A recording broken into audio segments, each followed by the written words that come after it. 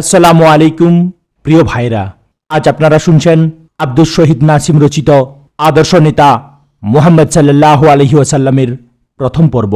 ভিডিওটি ভালো লাগলে লাইক, কমেন্ট এবং শেয়ার করবেন এবং অবশ্যই চ্যানেলটিকে সাবস্ক্রাইব করে নোটিফিকেশন অল করে রাখবেন। প্রকাশকের কথা, ইসলাম বিশ্ব মানবতার জন্য আল্লাহ প্রদত্ত পূর্ণাঙ্গ জীবন ব্যবস্থা। ইসলামের বার্তাবাহক ছিলেন আম্বিয়ায়ে কিরাম আলাইহিমুসসালাম। আখেরি নবী মুহাম্মদ রাসূলুল্লাহ সাল্লাল্লাহু আলাইহি ওয়াসাল্লাম ইসলামকে পরিপূর্ণভাবে বিজয়ী ও প্রবর্তন করে গেছেন। তিনি ইসলামকে একটি পূর্ণাঙ্গ বিপ্লবী আন্দোলন হিসাবে পেশ করেন।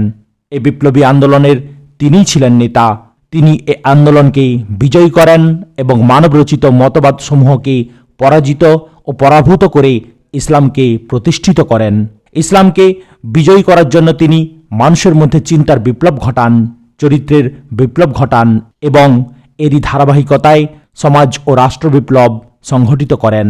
এই পূর্ণাঙ্গ বিপ্লব প্রক্রিয়ায় তিনি যে সুদক্ষ ও সুনিপুণ নেতৃত্ব দান করেছিলেন, তাই সর্বকালের ইসলামী আন্দোলন ও নেতৃত্বের আদর্শ। এই বিপ্লবী আন্দোলনে তিনি যে কর্মনীতি ও কর্মকৌশল অবলম্বন করেছিলেন, তাই সর্বকালের ইসলামী আন্দোলনের কর্মনীতি ও কর্মকৌশলের মডেল। মুহাম্মদ রাসূলুল্লাহ সাল্লাল্লাহু আলাইহি ওয়াসাল্লাম স্বঘোষিত নেতা ছিলেন না, তিনি ছিলেন আল্লাহর রাসূল, আল্লাহ কর্তৃক নিযুক্ত নেতা। কুরআন মাজিদে আল্লাহ তাআলা তাঁর তিনটি অনন্য বৈশিষ্ট্য উল্লেখ করেছেন। সেগুলো হলো: ১. তিনি আল্লাহর সর্বশেষ নবী, তারপরে আল্লাহ আর কোনো নবী রাসূল নিযুক্ত করবেন না। ২. তিনি কিয়ামত পর্যন্ত বিশ্ববাসীর জন্য আল্লাহর রাসূল। ৩. তিনি আল্লাহর পক্ষ থেকে বিশ্ববাসীর জন্য এক বিশেষ অনুকম্পা, রাহমাতুল্লিল আলামিন। সেজন্যে আল্লাহ পাক তাঁকে নিখুঁতভাবে আদর্শ মানুষ ও আদর্শ নেতা হিসাবে গড়ে তোলেন। তিনি ছিলেন সর্বগুণে গুণান্বিত পূর্ণাঙ্গ মানব বা ইনসানে কামিল, পারফেক্ট ম্যান। ব্যক্তিত্বে, নেতৃত্বে, নৈতিকতায়, জ্ঞানে, গুণে, প্রজ্ঞায়, দয়ায়, দক্ষতায়, সাহসে, শাসনে, সুন্দরে, সৌন্দর্যে, পুণ্যে, পবিত্রতায়, দানে, দরদে, দারিদ্র্যে, ধৈর্যে, সততায়, বিশ্বস্ততায়, সর্বোপরি সর্বগুণে তিনি ছিলেন সর্বশ্রেষ্ঠ মানুষ এবং সর্বকালে সর্বশ্রেষ্ঠ আদর্শ নেতা। এই গ্রন্থে আমরা তাঁর জীবন আদর্শের কিছু কিছু দিকের উজ্জ্বল আলোকবর্তিকা উপস্থাপন করার চেষ্টা করেছি। এর আগে আমরা বাংলাদেশে রাসূলুল্লাহর আদর্শ অনুসরণের অঙ্গীকার শীর্ষক একটি পুস্তক লিখেছিলাম। সেটিকে সমৃদ্ধ করেই এখন আমরা আদর্শ নেতা মুহাম্মদ রাসূলুল্লাহ সাল্লাল্লাহু আলাইহি ওয়াসাল্লাম গ্রন্থটি উপহার দিলাম। বাংলাদেশে ইসলামকে সামগ্রিক পর্যায়ে প্রবর্তন ও বিজয়ী করার আন্দোলন ও চেষ্টা সাধনা চলছে। আজকের এই আধুনিক যুগে বাংলাদেশে যদি সত্যিকার ইসলামী সমাজ প্রবর্তন করতে হয়, তবে অবশ্যই মুহাম্মদ রাসূলুল্লাহ সাল্লাল্লাহু আলাইহি ওয়াসাল্লামের অনুসৃত কর্মনীতি এবং তাঁরই নেতৃত্বের আদর্শকে নমুনা হিসাবে গ্রহণ করতে হবে। এই পুস্তিকায় তাঁর সমাজ পরিবর্তনের ধারা ও নেতৃত্বের সেই অনুপম নমুনারই একটি ক্ষুদ্র ছবি আঁকা হয়েছে।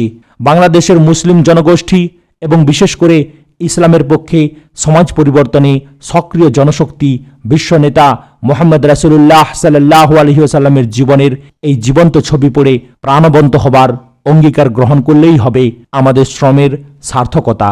আব্দুস শহীদ নাসিম, ফেব্রুয়ারি 2011। সৃষ্টিকর্তার স্বীকৃত নেতা। মানুষ কর্তৃক মানুষের গুণাবলীর প্রশংসা একটি স্বাভাবিক ও গতানুগতিক স্বীকৃতি। এ প্রক্রিয়া চলে আসছে সবখানে সর্বত্র। এ স্বীকৃতিরও একটি মর্যাদা আছে, তবে এতে বিভিন্ন ক্ষেত্রে অতিরঞ্জন থাকাটা অস্বাভাবিক নয়।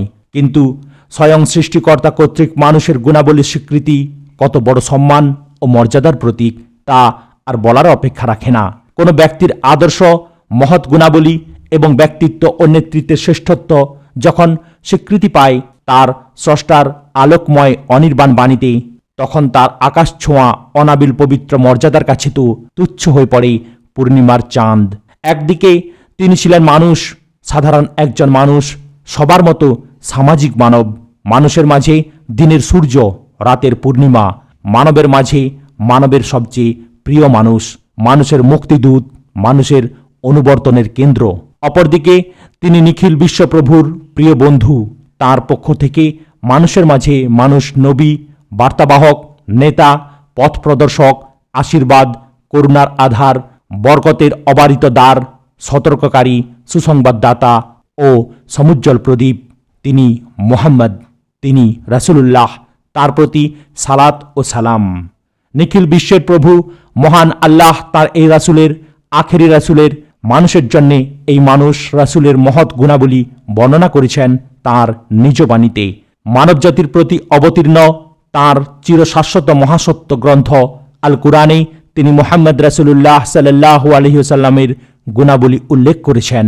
মানব সমাজে বিকীর্ণ রাসূলুল্লাহর মহত্ব, তার মানবিক ও নৈতিক গুণাবলীর শ্রেষ্ঠত্ব, তার অনাবিল চারিত্রিক বৈশিষ্ট্য, সর্বগুণে গুণান্বিত তার অনন্য ব্যক্তিত্ব, অনুকরণ ও অনুবর্তনযোগ্য তার অনুপম নেতৃত্ব সোনালী অক্ষরে বিনির্মিত হয়েছে মহাগ্রন্থ আল কুরআনে। বিশ্বপ্রভুর বাণীতে বিচ্ছুরিত তাঁর গুণাবলীর কিছু আলোকরশ্মি বিম্বিত হলেও এখানে মুদ্রিত অক্ষরে। ১. তিনি আল্লাহর নিযুক্ত। মুহাম্মদ সাল্লাল্লাহু আলাইহি ওয়াসাল্লাম স্বঘোষিত নবী বা রসুল ছিলেন না। তিনি স্বঘোষিত নেতা ছিলেন না। তিনি ছিলেন মহাবিশ্ব, পৃথিবী এবং পৃথিবীবাসীর স্রষ্টা ও প্রতিপালক, মহান আল্লাহর নিযুক্ত রাসূল ও নেতা। মহান আল্লাহ মানব সমাজের জন্যে মানুষের মধ্য থেকে যেসব ব্যক্তিদের নবী, রাসূল ও নেতা নিযুক্ত করেছিলেন তারা ছিলেন মানুষের মধ্যে সবচেয়ে যোগ্য, সৎ, বিশ্বস্ত ও মহত্তম গুণাবলীর অধিকারী। বিশ্ববাসীর নেতৃত্বের জন্যে আরব থেকে তিনি এমন এক ব্যক্তিকেই তাঁর শেষ রাসূল নিযুক্ত করেছিলেন। তিনি মুহাম্মদ সাল্লাল্লাহু আলাইহি ওয়াসাল্লাম। তাঁর নিযুক্তি সম্পর্কে মহান আল্লাহ নিজ বাণীতে ঘোষণা দিয়েছেন, মুহাম্মদ একজন রাসূল ছাড়া কিছু নয়, তার পূর্বেও অনেক রাসূল গত হয়েছে। সূরা আলে ইমরান আয়াত নম্বর 144। হে মুহাম্মদ, বলে দাও, আমি কোনো নতুন রাসূল নই, বিগত রাসূলগণের মতোই একজন রাসূল। আমি জানি না আমার এবং তোমাদের ব্যাপারে কি করা হবে। আমার প্রতি আল্লাহর পক্ষ থেকে যে ওহী করা হয় আমি কেবল তারই অনুসরণ করি। আমি এক সুস্পষ্ট সতর্ককারী মাত্র। সূরা আহকাফ আয়াত নম্বর 9। শপথ, এই বিজ্ঞানময় কুরআনের অবশ্যই তুমি রাসূলদেরই একজন, সরল সঠিক পথের উপর প্রতিষ্ঠিত। সূরা ইয়াসিন আয়াত নম্বর 1 থেকে 4। হে মুহাম্মদ, আমরা সত্যসহ তোমার প্রতি এই কিতাব আল কুরআন নাজিল করেছি মানব জাতির জন্যে। সূরা জুমার আয়াত নম্বর 41। এই আয়াতগুলো থেকে পরিষ্কার হয়ে গেল মুহাম্মদ সাল্লাল্লাহু আলাইহি ওয়াসাল্লাম ছিলেন আল্লাহর পক্ষ থেকে নিযুক্ত রাসূল। তিনি ছিলেন আল্লাহর পক্ষ থেকে সরল, সঠিক ও সত্য পথের উপর প্রতিষ্ঠিত। 2. মানব জাতির জন্যে আল্লাহর পক্ষ থেকে সর্বশেষ নবী ও নেতা। মুহাম্মদ সাল্লাল্লাহু আলাইহি ওয়াসাল্লাম মানব জাতির প্রতি আল্লাহর নিযুক্ত সর্বশেষ নবী ও নেতা।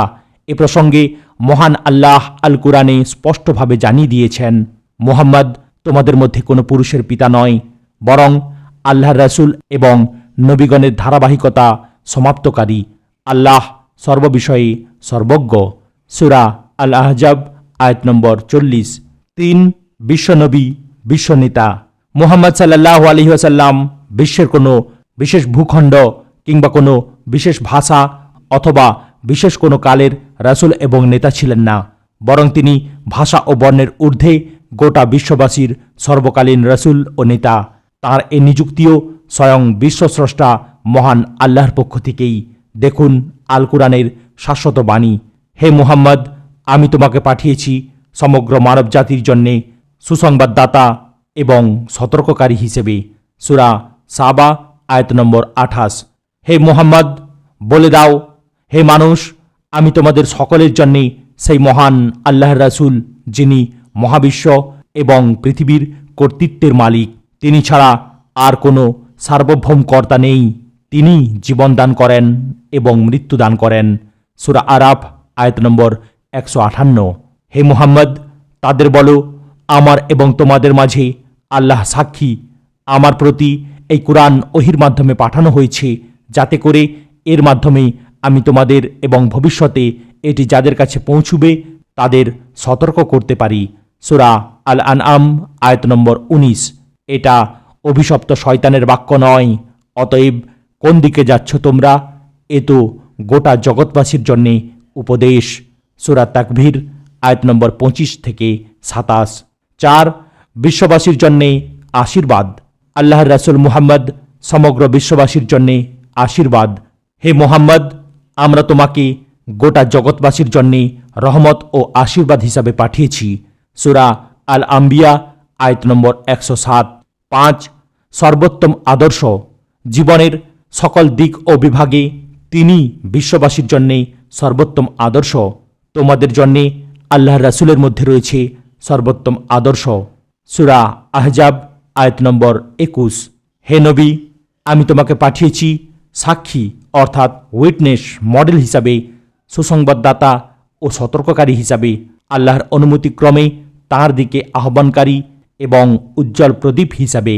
সূরা আল আহজাব আয়াত নম্বর 45 এবং 46। 6. মহান চরিত্রের অধিকারী। হে মুহাম্মদ, অবশ্যই তোমার জন্য রয়েছে অশেষ পুরস্কার, কারণ অবশ্যই তুমি মহান চরিত্রের অধিকারী। সূরা আল কালাম আয়াত নম্বর 3 এবং 4। 7. শ্রেষ্ঠ গুণাবলীর অধিকারী। তোমাদের মধ্য থেকেই তোমাদের জন্য এসেছে একজন রসূল, তোমাদের মঙ্গলকামী, মুমিনদের প্রতি দয়া ও অনুকম্পার সাগর। সূরা আত-তাওবা আয়াত নম্বর 128। আল্লাহর দয়ায় তুমি তাদের প্রতি কোমল হৃদয়। যদি তুমি রূঢ় ও কঠোর চিত্তের হতে, তবে তারা তোমার আশপাশ থেকে সরে পড়ত। সুতরাং তুমি তাদের ক্ষমা করে দাও, তাদের জন্যে ক্ষমা প্রার্থনা করো, কর্ম সম্পাদনে তাদের সাথে পরামর্শ করো। অতঃপর কোনো সংকল্প করলে অর্থাৎ সিদ্ধান্ত গ্রহণ করলে আল্লাহর উপর নির্ভর করো। সূরা আলে ইমরান আয়াত নম্বর 159। মানুষ মহাসত্যের প্রতি ঈমান না এনে অকল্যাণের পথে ধাবিত হচ্ছে দেখে তাদের কল্যাণ চিন্তায় তিনি চরম দুঃখ ভারাক্রান্ত হয়ে পড়েন। লোকেরা এই মহাসত্যবাণীর উপর ঈমান আনছে না, সেজন্যে তাদের কল্যাণ চিন্তায় অধীর হয়ে তুমি তাদের পেছনে দৌড়াতে দৌড়াতে যেন নিজের জীবনটাই শেষ করে ফেলবে। সূরা আল কাহাফ আয়াত নম্বর 6। যেসব মুমিন তোমাকে অনুবর্তন করে তাদের প্রতি তোমার পরম স্নেহের ডানা মেলে দাও। সূরা আশ-শুআরা আয়াত নম্বর 215। 8. মানব সম্পদ উন্নয়নের আদর্শ। অবশ্যই আল্লাহ মুমিনদের প্রতি অনুগ্রহ করেছেন যে তিনি তাদের নিজেদের মধ্য থেকেই তাদের মাঝে একজন রাসূল পাঠিয়েছেন, যে তাদের কাছে তার আয়াতসমূহ তিলাওয়াত করে, তাদেরকে পরিশুদ্ধ, উন্নত ও বিকশিত করে তোলে এবং তাদেরকে শিক্ষা দান করে আল কিতাব ও হিকমাহ। সূরা আল ইমরান আয়াত নম্বর 164। ইসলামী নেতৃত্বের আদর্শ মুহাম্মদ রাসূলুল্লাহ সাল্লাল্লাহু আলাইহি ওয়াসাল্লাম। 1. রাসূলুল্লাহ সাল্লাল্লাহু আলাইহি সাল্লামের উপর অর্পিত নেতৃত্বের দায়িত্ব। রাসূলুল্লাহ সাল্লাল্লাহু আলাইহি সাল্লামের নবুয়তের উদ্দেশ্য সম্পর্কে কুরআন পাকে পরিষ্কার ভাষায় বলে দেওয়া হয়েছে, হে নবী, আমরা তোমাকে পাঠিয়েছি সাক্ষী, সুসংবাদদাতা ও সতর্ককারী হিসাবে, আর আল্লাহর অনুমতিক্রমে তাঁর প্রতি আহ্বানকারী ও উজ্জ্বল প্রদীপ হিসাবে। সূরা আহজাব আয়াত নম্বর 45 এবং 46। আল্লাহ ঈমানদারদের প্রতি বড়ই অনুগ্রহ করেছেন। তিনি স্বয়ং তাদের মধ্য থেকেই তাদের কাছে একজন রাসূল পাঠিয়েছেন, যিনি তাদের আল্লাহর আয়াত শুনান, তাদের তাজকিয়াহ পরিশুদ্ধ করেন এবং তাদেরকে কিতাব ও হিকমাহের প্রশিক্ষণ প্রদান করেন। সূরা আলে ইমরান আয়াত নম্বর 164। তিনি আল্লাহ, যিনি তার রাসূলকে আল হুদা ও সত্য জীবন ব্যবস্থা সহ পাঠিয়েছেন, যেন সে অর্থাৎ রাসূল সাল্লাল্লাহু আলাইহি সাল্লাম সমস্ত বাতিল ব্যবস্থাসমূহের উপর বিজয়ী করে। সূরা তাওবা আয়াত নম্বর 33, সূরা আস-সাফ আয়াত নম্বর 9 এবং সূরা আল ফাতাহ আয়াত নম্বর 28। মুহাম্মদ রাসূলুল্লাহ সাল্লাল্লাহু আলাইহি ওয়াসাল্লামকে কী উদ্দেশ্যে প্রেরণ করা হয়েছে, এই আয়াত কয়টি দিবালোকের মতো স্পষ্ট করে তা আমাদের বলে দেয়। পয়েন্ট ওয়ারি সাজালে কথাগুলো দাঁড়ায় নিম্নরূপ। 1. সাক্ষ্যদান, অর্থাৎ তিনি তার কথা ও কর্ম দ্বারা ঈমানের অকাট্যতা, আল্লাহর দ্বীনের সত্যতা, বাস্তবতা ও কল্যাণধর্মিতা মানুষের সামনে তুলে ধরবেন। 2. সুসংবাদ দান, অর্থাৎ যারা আল্লাহ ও তাঁর রাসূলের আনুগত্য স্বীকার করে নিয়ে দ্বীন ইসলামকে নিজেদের জীবনে কার্যকর করবে, তাদেরকে আল্লাহর সন্তুষ্টি, অনুগ্রহ ও পুরস্কারের সুসংবাদ দেবেন। 3. সতর্ক করা, অর্থাৎ যারা আল্লাহ ও তার রাসূলের অবাধ্যতার পথে চলবে তাদেরকে আল্লাহর কঠিন পাকড়াও ও আযাবের ভয় প্রদর্শন করবেন। 4. মানুষকে আল্লাহর দিকে আহ্বান করা, অর্থাৎ আল্লাহর একত্ব ও সার্বভৌমত্ব এবং আল্লাহর দ্বীনের সর্বাত্মক ও সর্বাঙ্গীন প্রচার করবেন। মানুষকে এক আল্লাহর দাসত্ব, আনুগত্য ও আইন মেনে নিয়ে তারই নির্দেশিত পথে চলতে বলবেন। 5. কিতাব পৌঁছে দেয়া, অর্থাৎ আল্লাহর কালাম তথা হুকুম, বিধান ও নির্দেশাবলী হুবহু মানুষের কাছে পৌঁছে দেবেন। 6. লোকদের তাজকিয়া করা, অর্থাৎ মানুষের ধ্যান ধারণা, আকিদা, বিশ্বাস ও আচার আচরণকে শিরক, নাস্তিকতা, অসৎ কর্মকাণ্ড, কুপ্রথা ইত্যাদি থেকে পবিত্র ও পরিশুদ্ধ করে দিয়ে তাদের মধ্যে তাওহীদি আকিদা, বিশ্বাস, মহৎ গুণাবলী, পূত চরিত্র এবং সঠিক রীতিপদ্ধতির বিকাশ সাধন করবেন। 7. কিতাব শিক্ষা দেয়া, এর মানে মানুষকে আল্লাহর কিতাবের সঠিক উদ্দেশ্যে ও দাবি বুঝিয়ে দেবেন এবং তাদের মধ্যে এমন অন্তর্দৃষ্টি ও দূরদৃষ্টি সৃষ্টি করে দেবেন যাতে তারা আল্লাহর কিতাবের মর্মমূলে উপনীত হতে পারে। 8. হিকমাহ শিক্ষা দেয়া, অর্থাৎ মানুষকে ওইসব কলাকৌশল শিক্ষা দেবেন যা দ্বারা তারা নিজেদের জীবনের সামগ্রিক বিভাগকে পুরোপুরি আল্লাহর কিতাব অনুযায়ী ঢেলে সাজাতে পারে এবং নিজেদের গোটা জীবন ব্যবস্থায় আল্লাহর দ্বীনকে পূর্ণাঙ্গভাবে বিজয়ী ও প্রতিষ্ঠিত করতে পারে। 9. দ্বীনকে বিজয়ী করা, অর্থাৎ আল্লাহর দ্বীনকে এমনভাবে কায়েম করে দেবেন যাতে করে মানব জীবনের সমগ্র ব্যবস্থা তার অধীন হয়ে যায় এবং অন্য সকল মত ও পথ তার মোকাবিলায় দমিত ও পরাজিত হয়ে যায়। উপরোক্ত আলোচনা থেকে জানা গেল আল্লাহ তাআলা মুহাম্মদ সাল্লাল্লাহু আলাইহি ওয়াসাল্লামকে একটি পূর্ণাঙ্গ দ্বীন বা জীবন ব্যবস্থা দিয়ে পাঠিয়েছেন। তার কথা ও কাজ দ্বারা এ দ্বীনের স্বরূপ তুলে ধরা, এ দ্বীনের ব্যাপক ও সর্বাত্মক প্রচার, এ দ্বীনের ভিত্তিতে মানুষের জীবন ও চরিত্র গঠন এবং এ দ্বীনকে পূর্ণাঙ্গরূপে প্রতিষ্ঠিত ও বিজয়ী করার দায়িত্ব তার উপর অর্পণ করেছেন। 2. রাসূলুল্লাহ সাল্লাল্লাহু আলাইহি সাল্লামের আন্দোলন ও নেতৃত্ব দান।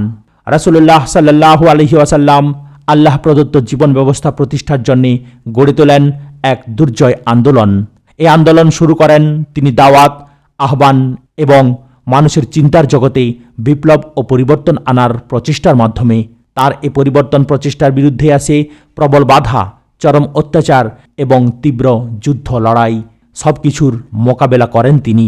পরিশেষে আল্লাহ তাআলা তাঁকে দান করেন মহাবিজয়। এই বিজয়ের পথে তিনি নেতৃত্ব দান করেন নারী ও পুরুষের সম্মিলিত এক সুশৃঙ্খল জনগোষ্ঠীর। এরা ছিলেন সেই সব লোক যারা ইমানের পথে তার আহ্বানে সাড়া দিয়ে তার নেতৃত্বে সংঘবদ্ধ হয়েছিলেন। তিনি আল্লাহ নির্দেশিত ইমান ও সত্য দিনের আলোকে তাদের চিন্তা চেতনা, ধ্যান ধারণা, নৈতিক চরিত্র ও আচার আচরণ পরিশুদ্ধ করেন, তাদের পবিত্র করেন শিরক ও পাপাচারের যাবতীয় পঙ্কিলতা থেকে এবং তাদেরই দ্বারা গঠন করেন এক সুশৃঙ্খল বিপ্লবী সংগঠন। তার নেতৃত্ব ছিল সর্বজন নন্দিত। তার শত্রুরা পর্যন্ত তার নেতৃত্বের নিন্দা করতে পারেনি। মহান নেতা মুহাম্মদ সাল্লাল্লাহু আলাইহি ওয়াসাল্লামের জীবন ছিল এক মহাসমুদ্রের মতো। অনন্তকাল আহরণ করলেও এ সমুদ্রের মণিমুক্তা শেষ হবে না কখনো। মানুষের পূর্ণাঙ্গ জীবনধারার তিনি পরিপূর্ণ আদর্শ। তিনি নেতৃত্ব দিয়েছেন মানব সমাজের, নেতৃত্ব দিয়েছেন আল্লাহর দ্বীনের ভিত্তিতে প্রতিষ্ঠিত রাষ্ট্র পরিচালনার। সুতরাং ইসলাম প্রতিষ্ঠাকামী আন্দোলনের তিনি আদর্শ। ইসলামিক সামাজিক ও রাষ্ট্রীয় নেতৃত্বের তিনিই মডেল। কিয়ামত পর্যন্ত যারাই ইসলাম প্রতিষ্ঠা করতে চাইবে, ইসলামী আদর্শের ভিত্তিতে সমাজ ও রাষ্ট্র পরিচালনা করতে চাইবে, তাদেরকে অবশ্যই মুহাম্মদ রাসূলুল্লাহ সাল্লাল্লাহু আলাইহি ওয়াসাল্লামের নেতৃত্বকে আদর্শ হিসাবে গ্রহণ করতে হবে। তাদের আন্দোলন অবশ্যই তার আন্দোলনের বৈশিষ্ট্যমণ্ডিত হতে হবে। তার জীবন সমুদ্রের এদিকটি থেকেই এখানে আমরা আহরণ করতে চাই কিছু মণিমুক্তা, আর সেগুলোর মালা গাঁথতে চাই এভাবে। 1. নেতা হিসাবে রাসূলুল্লাহ সাল্লাল্লাহু আলাইহি ওয়াসাল্লামের আত্মগঠন পদ্ধতি। 2. তাঁর পরিচালিত ইসলামী আন্দোলনের বৈশিষ্ট্য। 3. তাঁর নেতৃত্ব সুলভ অসাধারণ গুণাবলী। 4. তাঁর সংগঠনের কয়েকটি মৌলনীতি। 5. তাঁর দাওয়াত দান পদ্ধতি। 6. বিরোধীদের সাথে তার আচরণ। 7. সহকর্মীদের সাথে তার আচরণ। ইসলামী আন্দোলনের মূল নেতা হিসাবে তার জীবনের এদিকগুলোর প্রতিটি ব্যাপক আলোচনার দাবি রাখে। এর প্রতিটি বিষয়েই কুরআন হাদিসে রয়েছে ব্যাপক যুক্তি, প্রমাণ, উদাহরণ, উপমা। এখানে দীর্ঘ আলোচনার অবকাশ নেই, হ্রস্ব আলোকপাত করেই ক্ষান্ত হব। 3. নেতা হিসাবে রাসূলুল্লাহ সাল্লাল্লাহু আলাইহি ওয়াসাল্লামের আত্মগঠন পদ্ধতি। মহান আল্লাহ মুহাম্মদ সাল্লাল্লাহু আলাইহি ওয়াসাল্লামকে রিসালাত দান করেন, আর রিসালাত হচ্ছে আল্লাহ প্রদত্ত নেতৃত্ব। নবুয়ত ও রিসালাত ভিত্তিক এ নেতৃত্ব আল্লাহ তাআলা তাকে প্রদান করেন তার দ্বীনের প্রচার ও প্রতিষ্ঠার আন্দোলন পরিচালনা করার জন্যে। নবী রাসূলগণই আল্লাহর দ্বীন প্রচার ও প্রতিষ্ঠার আন্দোলনের মূল নেতা। নবীদের উপর উম্মতের মধ্যে যারা ইসলাম প্রচার প্রতিষ্ঠার আন্দোলনে দায়িত্ব পালন করেন, তাদের নেতৃত্ব হতে হবে নবীর নেতৃত্বের অনুগামী।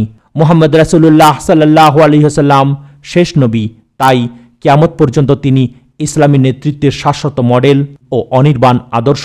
মুহাম্মদ রাসূলুল্লাহ সাল্লাল্লাহু আলাইহি ওয়াসাল্লামকে নেতৃত্ব প্রদান করা হয়েছে আল্লাহর দ্বীনকে বিজয়ী ও প্রতিষ্ঠিত করার উদ্দেশ্যে।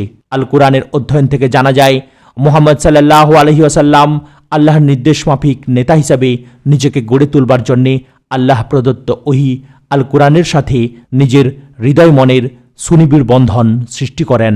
কুরআনই ছিল তার মূল প্রশিক্ষক। এ কুরআনই তাকে শ্রেষ্ঠ মানুষরূপে তৈরি করেছে, গড়েছে তাকে নিখুঁত নেতা হিসাবে, মহিমান্বিত করেছে তাকে অসাধারণ মানবিক গুণাবলী দ্বারা। কুরআন তার চলার পথ আলোকিত করেছে।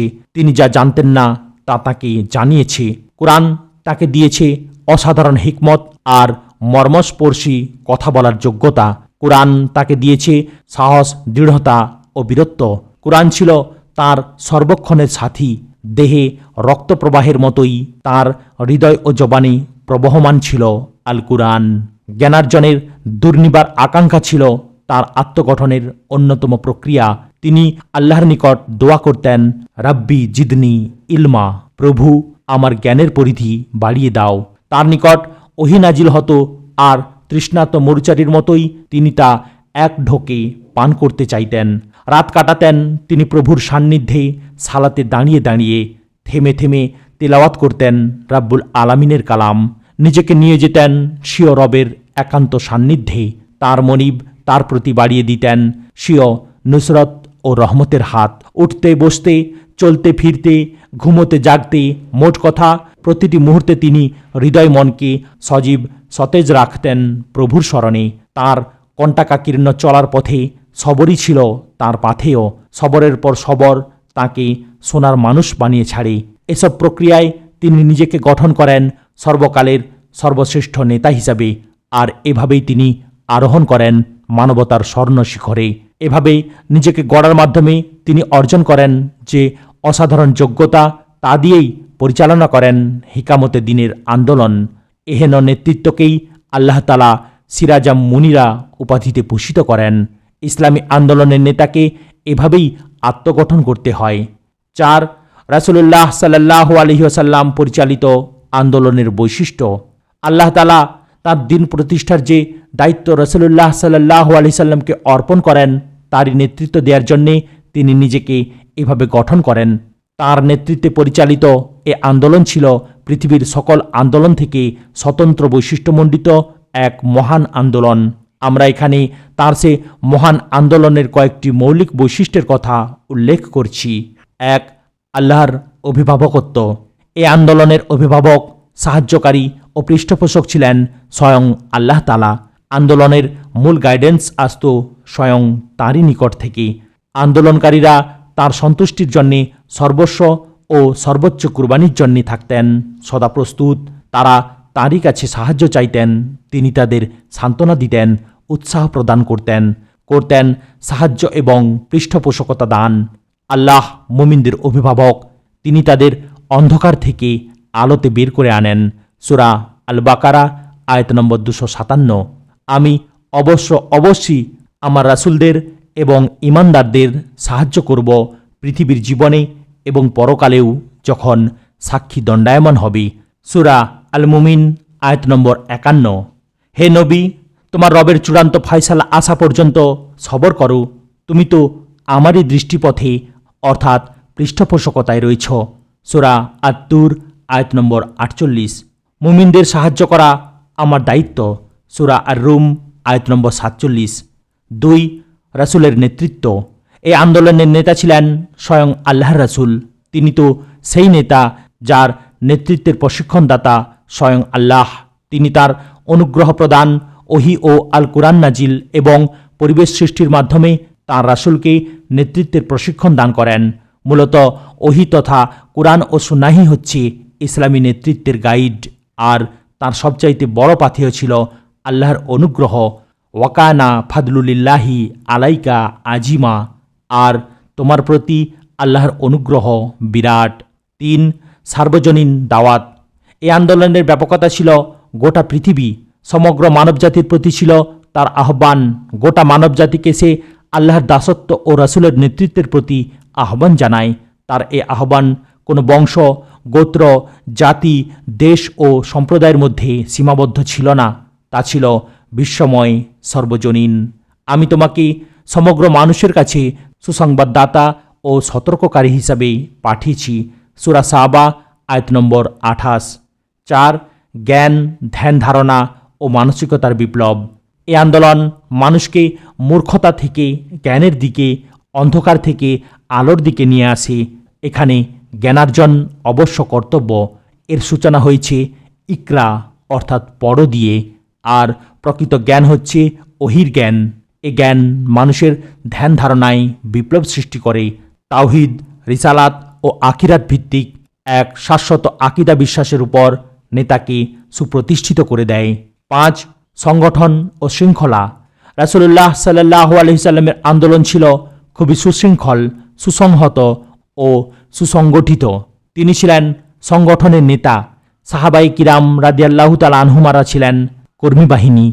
নেতার আনুগত্য ছিল ফরজ। সাংগঠনিক শৃঙ্খলা ভঙ্গ করা ছিল শাস্তিযোগ্য অপরাধ। তোমরা আনুগত্য করো আল্লাহর এবং তোমাদের দায়িত্বশীলদের। সূরা আন-নিসা আয়াত নম্বর 59। 6. পূর্ণাঙ্গতা। এই আন্দোলনের দাওয়াত ছিল মানব জীবনের প্রতিটি দিক ও বিভাগ পরিব্যাপ্ত। এই আন্দোলন যে জীবন ব্যবস্থা প্রতিষ্ঠা করতে চায় তা গোটা মানবজাতিকে তার অধীনে সমন্বিত করে দেয়। ব্যক্তি ও সমাজ জীবনে পূর্ণাঙ্গ বিপ্লব সাধনই এই আন্দোলনের লক্ষ্য। 7. দিন ও দুনিয়ার সমন্বয়। এই আন্দোলন মানুষের দিন ও দুনিয়ার কাজকে এক করে দিয়েছে। সে দুনিয়ার সমস্ত কাজকে দ্বীনি বিধানের ভিত্তিতে পরিচালিত করতে চায়। এভাবে দুনিয়ার সমস্ত কাজই দ্বীনি কাজে পরিণত হয়ে যায়। মূলত এ সমন্বয় ছাড়া মানব জীবনে পূর্ণাঙ্গতা আসতে পারে না। 8. তাকওয়া ভিত্তিক পজিশন। রাসূলুল্লাহর আন্দোলনে আল্লাহ ভীতি তথা তাকওয়া এবং আল্লাহর প্রতি আনুগত্যই ছিল যোগ্যতার মাপকাঠি। এদিক থেকে যিনি যতটা অগ্রসর, আন্দোলনে তিনি ততটা মর্যাদা সম্পন্ন। তোমাদের অধিক তাকওয়া সম্পন্ন ব্যক্তি আল্লাহর কাছে অধিক মর্যাদাবান। সূরা হুজুরাত আয়াত নম্বর 13। 9. নেতৃত্বের প্রতি লোভহীনতা। এখানে নেতৃত্ব এমন এক দায়িত্ব যার জন্যে আল্লাহর নিকট জবাবদিহি করতে হবে। এই জবাবদিহির ভয় লোকদেরকে নেতৃত্বের প্রতি লোভহীন করে গড়ে তোলে। নেতৃত্ব লোভী ব্যক্তিকে এ আন্দোলনে কোনো পদ দেয়া হয় না। রাসূল সাল্লাল্লাহু আলাইহি ওয়াসাল্লাম বলেছেন, নেতৃত্ব প্রার্থীদের জন্যে কোনো পদ এখানে নেই। 10. ভ্রাতৃত্বের পরিবেশ। এই আন্দোলনের কর্মীরা তাদের একই আকীদা বিশ্বাসের কারণে পরস্পরের ভাই হয়ে যায়। এ ভ্রাতৃত্বের ভিত্তি হল ঈমান আর বৈশিষ্ট্য হল পরস্পরের প্রতি দয়া, মমতা, রুহমাউ বাইনাহুম। 11. চারিত্রিক বিপ্লব। এ আন্দোলন মানুষের মধ্যে চিন্তার বিপ্লবের সাথে সাথে চরিত্রের বিপ্লবও সৃষ্টি করে দেয়। আরবের বর্বর, জিঘাংসু, নিষ্ঠুর মানুষগুলোকে এ আন্দোলন সোনার মানুষ বানিয়ে দিয়েছিল। 12. সমাজ বিপ্লব। আল্লাহর সার্বভৌমত্ব ও সামাজিক সুবিচার প্রতিষ্ঠার পক্ষে সমাজ বিপ্লব সাধিত করা ছিল এ আন্দোলনের উদ্দেশ্য। আজ এখানেই সমাপ্ত করলাম। ভিডিওর পরবর্তী অংশ দেখার জন্য চ্যানেলটিকে অবশ্যই সাবস্ক্রাইব করবেন, লাইক, কমেন্ট এবং শেয়ার করতেও ভুলবেন না।